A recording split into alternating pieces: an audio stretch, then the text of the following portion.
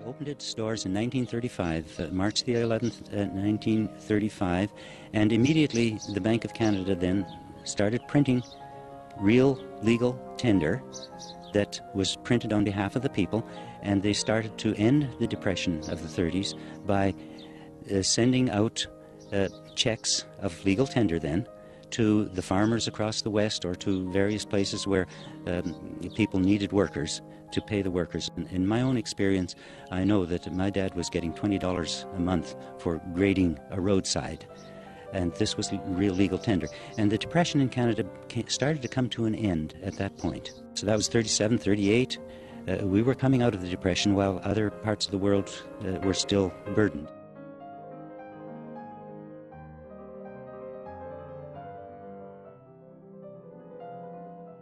During the war years, we actually created the third largest navy in the world. This was by putting everybody to work, and money represents what people create.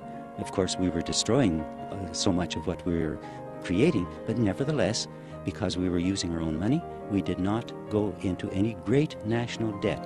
And I have a chart here that will show the history of the Bank of Canada from its creation, or particularly from 1940, until it got removed from proper use by the international banking cartel, and then our debt began to rise.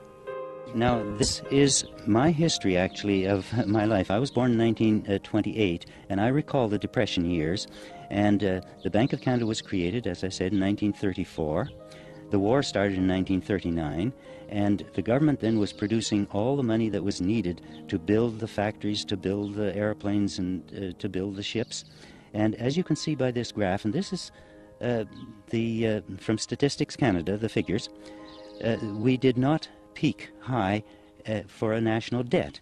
And once the war ended, the soldiers who came back were all put to work. They were either given a university education, free tuition, or they were given a VLA, which is a Veterans Land Act grant, to go into business or start a farming. And this was all money given on behalf of the people to the people who returned. And to keep everyone busy at that point, we built the St. Lawrence Seaway.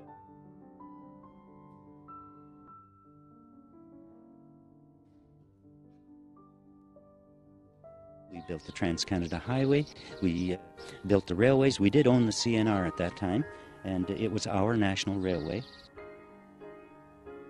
We continued to create up to about 37% of our national money was spent into existence to create infrastructure and social services. During this period of time, we gave family allowance for families for children's benefit. We built up the colleges. We brought in old age pensions, and we brought in Medicare. Now, that continued very nicely.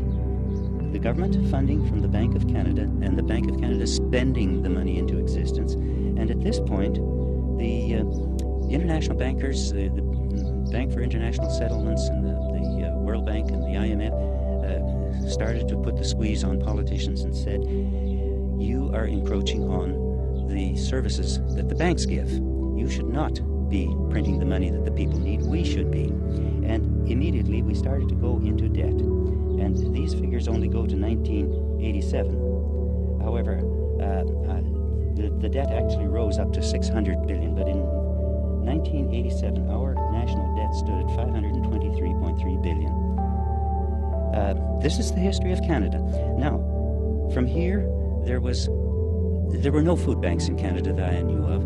There were no homeless people. Lotteries were illegal.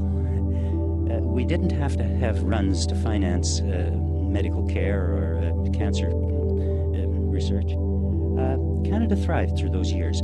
We also set up Canada as a peacekeeping nation during those years.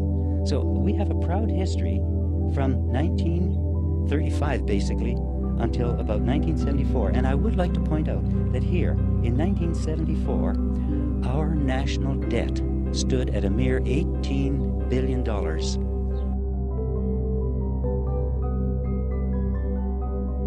During this period of time, a lot of Canadian companies could be self-financing. Once the international bankers began to get control of policy through government, get control of government, the international bankers, the private banks, encouraged expansion of Canadian-owned industries. Oh, you can borrow from us. And the process of putting nations, putting corporations, putting companies, putting peoples into debt began.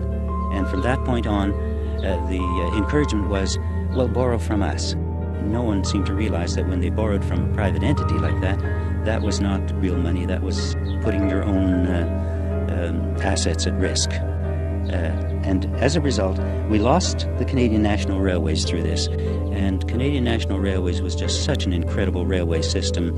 It just crisscrossed the country in more ways with spur lines than our highways are today. And they serviced the people.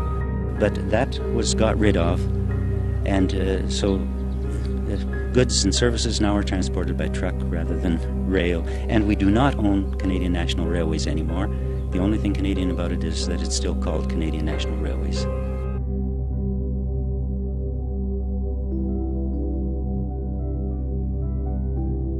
Oh, I like to think of Canada, what Canada would look like if we got control of our money system. We would not sell any schools to finance education. We would build more schools. We would get smaller classes. We would build the best educational tools and install them into the schools so that people understood, our children grew up understanding what a rich land we are and understanding principally what qualities of life they can have if they get the benefit of their labors through life. We would have no unemployment. We would have lots of holiday time, but we'd keep everyone working, and everyone would be producing according to their own natural inner creative abilities. And yes, we'd recognize that there are some people who haven't been as fortunate as others with their mental abilities, but there is a place for everyone, and we would find that place, and we would be a happy, happy land.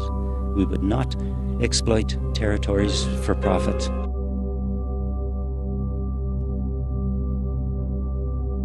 Evolving to a higher moral standard, and that is a good thing. Dr. Muhammad Yunus is a perfect example with his bank, which actually deals in billions of dollars now. Poverty is not caused by the poor people. Poverty is caused by the system we built. Poverty is caused by the policies that we pursue. Grameen Bank has made a significant contribution to reducing poverty in Bangladesh. Since Grameen's creation in the 1970s, life expectancy has risen more than 20 years. The fertility rate has been cut in half. It is estimated that each year, 200,000 Grameen members and their families escape poverty.